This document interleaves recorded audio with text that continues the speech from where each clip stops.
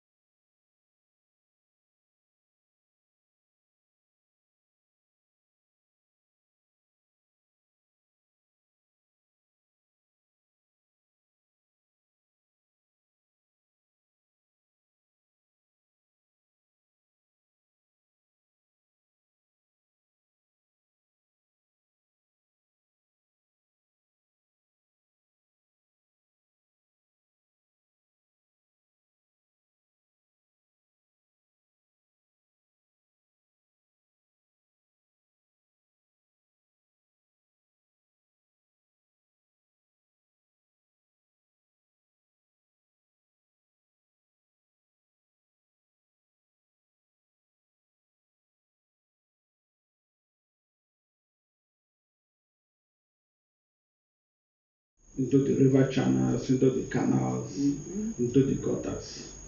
And you know naturally that water finds its own level. Okay. So in the event that the water begins to accumulate within the surrounding environment, that can exacerbate flooding. Again, if we do not engage in compliance with building codes and town planning regulations, we just absorb. Okay. And that again can result to flooding. That's why a lot of the urban cities we talk about urban flooding. Okay. This is one reason why we have this urban flooding. So we advise that residents and indeed everybody, because disaster management is everybody's responsibility. Exactly. We advise that. I also realize that there seems to be categories of flooding, because you just mentioned urban. Are there categories? Are there some floods that happen in the city and there are others that happen at the rural area? Please, can you expatiate on this? We have, like in the cities, Okay. we experience urban flooding. Okay. And the cause of coastal flooding is what urban flooding is what I just said. Yeah. If there is pavement and if the drainages are not large enough to result from rainfall, the city or the urban center will be flooded. We also have flash floods. Flash floods are floods that have very short duration but high intensity. Naturally, it's a result of a difference in the topography. It moves from area of high topography to area of low topography, and it can be very violent. Sometimes it can even move a vehicle and take it along its path. Is that violent? So those are the flash floods, So there are different types of flooding, and each one can be caused by certain factors, which are just enumerated. Okay, thank you so much. Mr. ROWLAND-DOUGLAS, you just mentioned that there are some causes apart from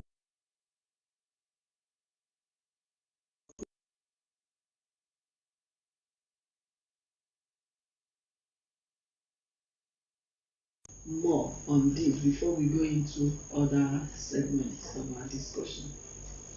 Well, it's already been highlighted by my colleague out here. There's no point overflogging this part of it because it's there with us and we are seeing it. And I'm also thinking that with what we have had, the experience we've just had in 2022, we should have proactive measures to identify and then begin to put mitigative measures. Because the 2022 was an eye-opener. I mean, it took us unawares and... all right, we will get there. We will get there because I want us to follow things sequentially. We have this program. Right now, we will be taking feedback from Abua Odwa with Ben Owai. Ben. Good morning, Miss Helen Amucheze. I am Ben Owai reporting from Abua Odwa local government area. We are reporting on the issue this morning, climate change and flood alerts. The bone of contention here is preparation and management by stakeholders. Here to tell us more on this issue is Mr. Isaac. Mr. Isaac, you're welcome to the show. Thank you, Mr. Ben. The Abua Odwa is one of the local government that affected by flood. Last year, the flood was submerged all our crops. That's why this year, with the information that we have early, we didn't farm those areas that normally affected and submerged our crops. And the flood, a year when we already put our crops into. So we just damaged and destroyed our crops. That's why this year we are looking for a way forward, not for the flood to affect. In area of management, we go to our neighboring communities, those areas that the flood did not affect, like the Odwa axis, Milogo, Adada, Oboloma, and etc. Normally come to Central Abua by the help of the local government chairman will take them to the council premises where they will stay, and some well-meaning Nigerians will assist them on what to eat and clothes and free medical. In terms of those ones that cannot come to the council, they go to their relatives where they will stay till the end of.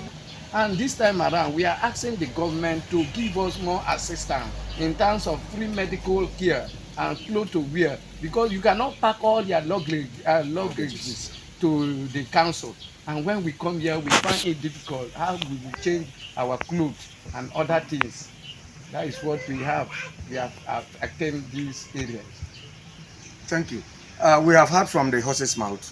Mr. Mucheze, over to you at the studios. All right, thank you, Mr. Ben Owai.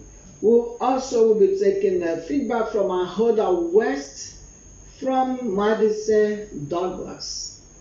Madison Douglas. NEMA don't tell us say it will come again. And I dey here to chook mouth for this story. One of my sister, where her name be Mrs. Daniel Azegenon, she go tell us wetin the people don't do, wetin government don't do as to help people where this flood, they come cover them as NEMA don't talk again. Madam, you don't hear her.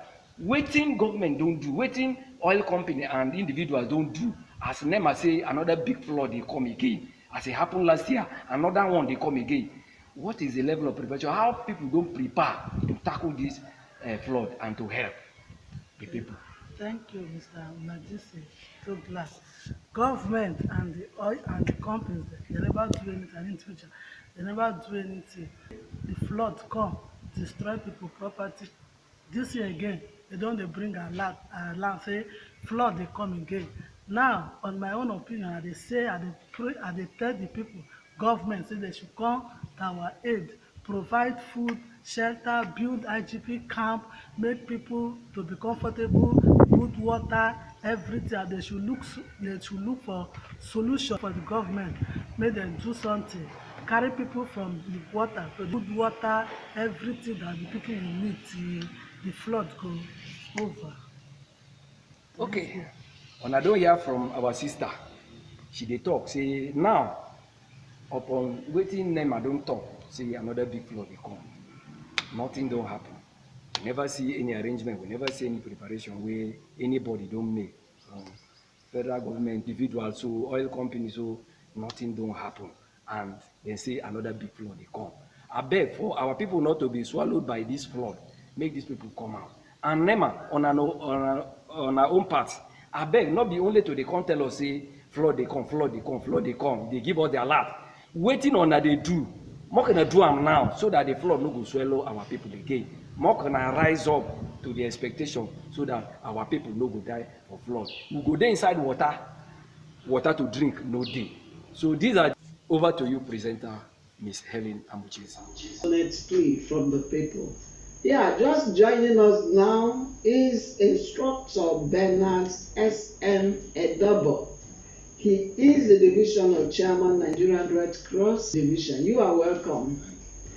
All right, before we go further, we are going to open the phone lines.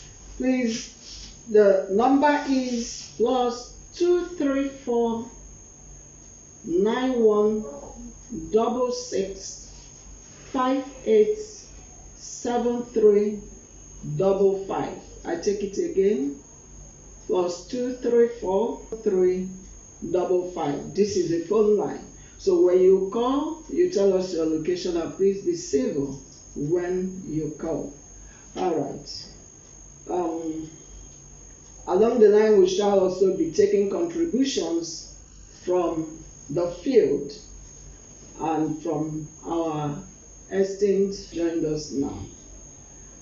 There's been several floods alerts and warnings from various government agencies. We have that of NISA, we have that of NIMET, I think maybe NEMA also have their own.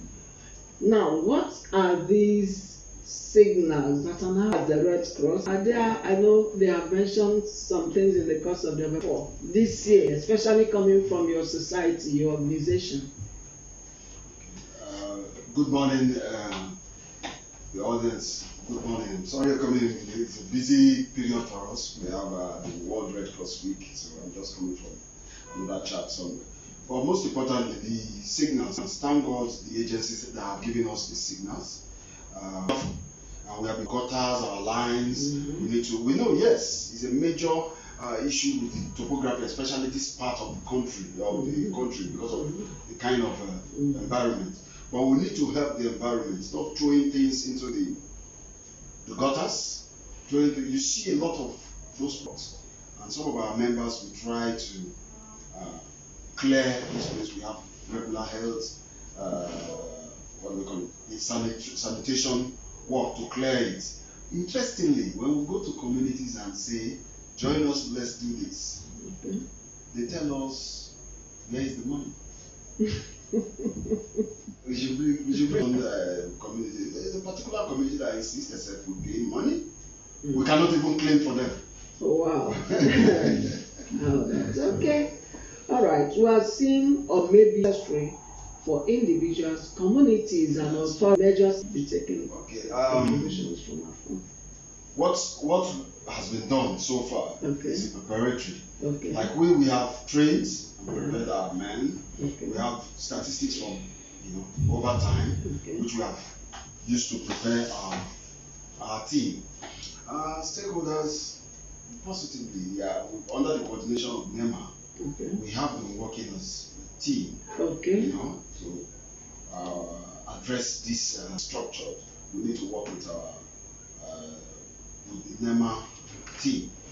But aside from this, on our own part as the Red Cross supports our relief efforts, we are in touch with them. We are trying to get their support so that because we can't do it alone. All we have is we have the manpower, we have the structure, all we still need resources.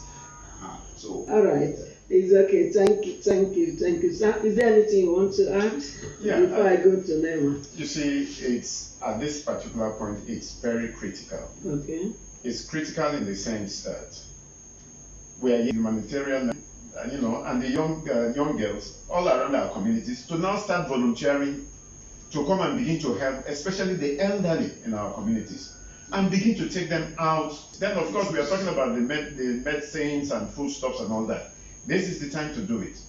And we have to do it with such synergy that we'll be able to minimize the effects that we're going to have, unlike the way it was in 2022. All right, thank you so much. Thank you for that wonderful contribution. Yeah, to NEMA, Mr. Tepikor, some states have been identified as high. There are communities that are monitoring. What efforts is NEMA making in ensuring that these areas will be safeguarded? Well, one of the efforts NEMA is, and by the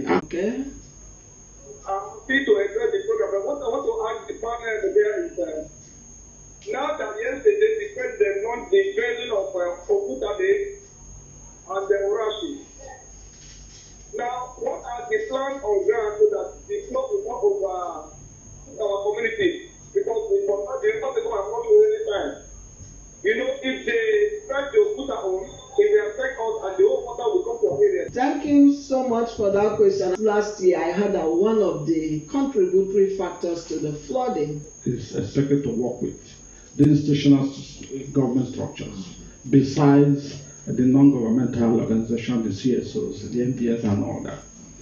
A situation where a state does not have these structures, it becomes difficult for NEMA to coordinate the activities at the state level, because NEMA is not the primary responder. Okay. It's the state emergency management agency is ongoing. The affected local governments should collaborate with the National Emergency Management Agency so that we can begin to identify, like my colleague said, higher ground. We're early enough so that in the event of this flood, people can easily be moved into those places.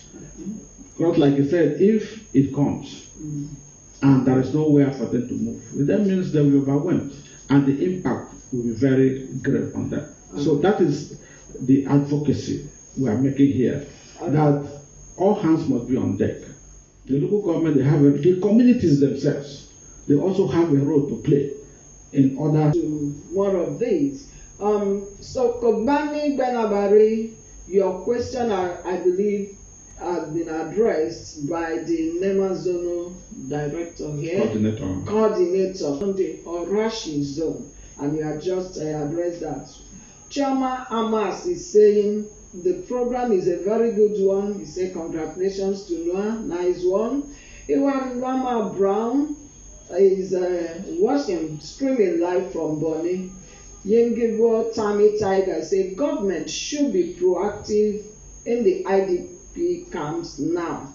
And we have Antonio Boyonomoni. So Anthony says, okay, he is watching from Ahoda West. We have so many people streaming live with us.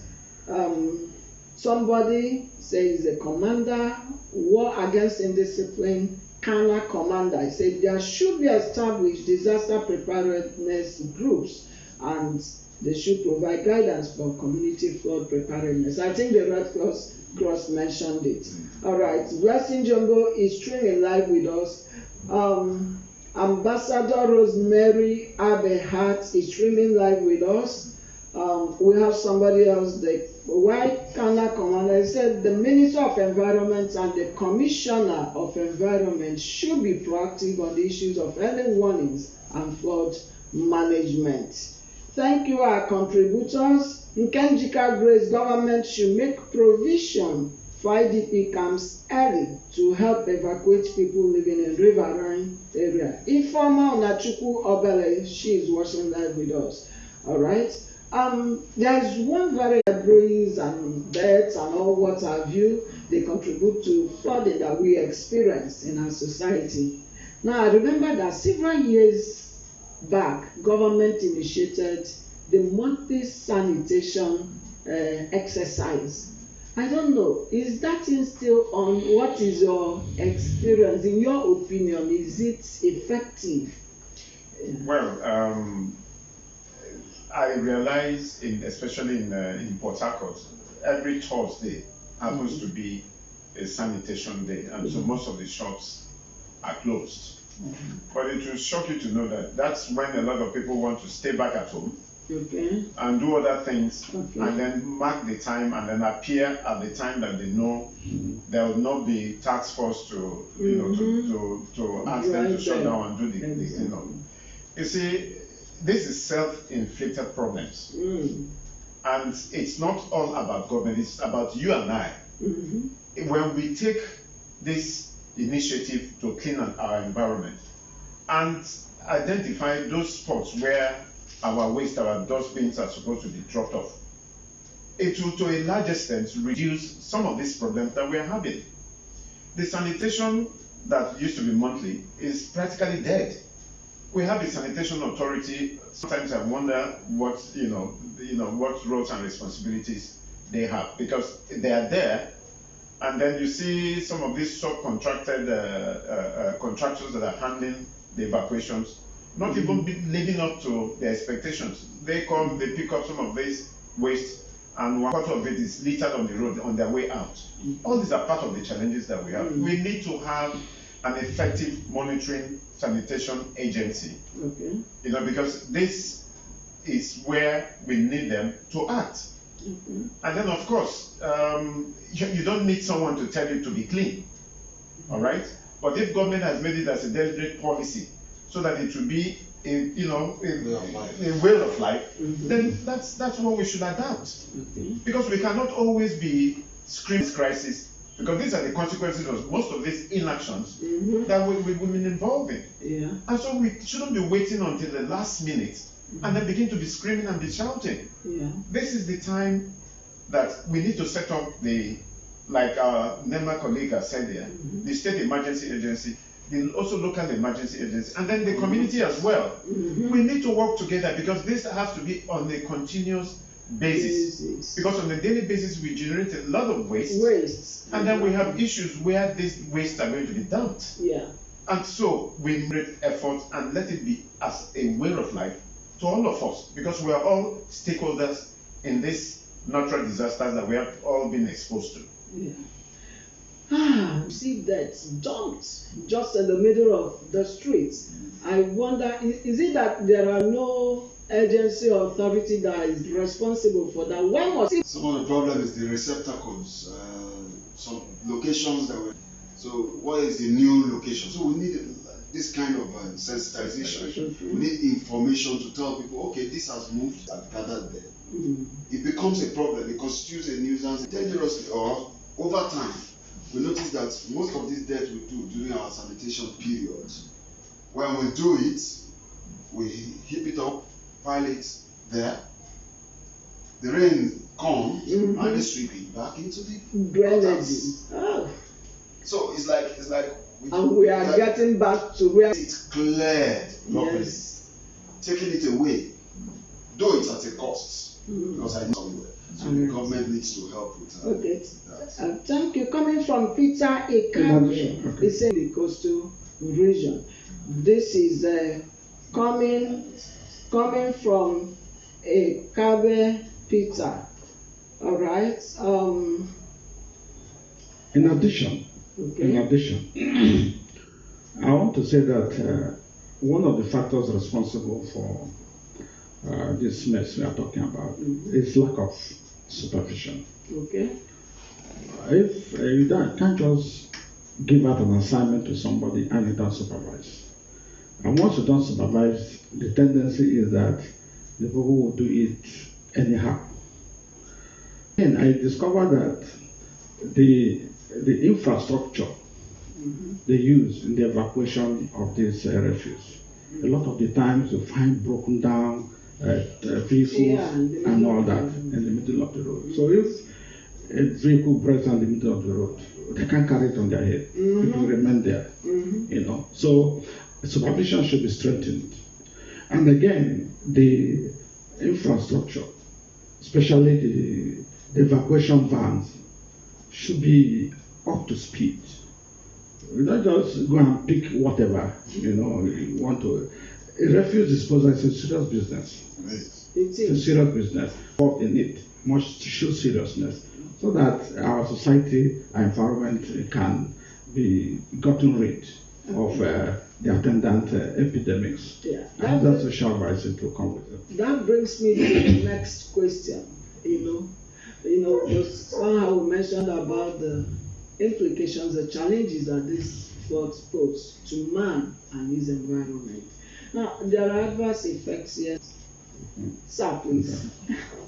Well, that's an opportunity for snakes, for mosquitoes to have their way. You know, because you take them out for zones. They all come out and begin to attack whatever that comes their way. And then, you know, when it's damp, with the rains, when it is damp, what you have is that you now start talking about cold-related illnesses like pneumonia and all sorts. And of course, as a matter of fact, we are being exposed to now begin to do what they're supposed to do, go around as they used to do in the 70s and the 80s. No, we need them to sit back, because I know those ministries are there functioning, receiving salaries every month. So we need them to get up and begin to do their work. That's one aspect. Then, of course, the second aspect, we know we have the public health. And they're accountable to anybody. When you have the commission because if you see that dormant are not like living up to their responsibilities, it means something is going wrong somewhere. Absolutely. Absolutely. Brings up to the supervision. Okay. Yeah, to decay to the point where everybody does what he or she likes. And it shouldn't be so. We all like to go outside of the country and see how things are being organized and see how things are being done. And we have to lay back that the consequences are now becoming a general effect on all of us. And so that has to change. Let those who are out sensitize us for the part of the team. There are a lot of people who are willing. We saw all that. But today, what happened to our garden city? Yeah, the leadership is there, the post, fresh air. All right. So coming to you, the Red Cross. So economically, we can't even come out. We can't have businesses. Socially, we can't socialize. That face the consequences.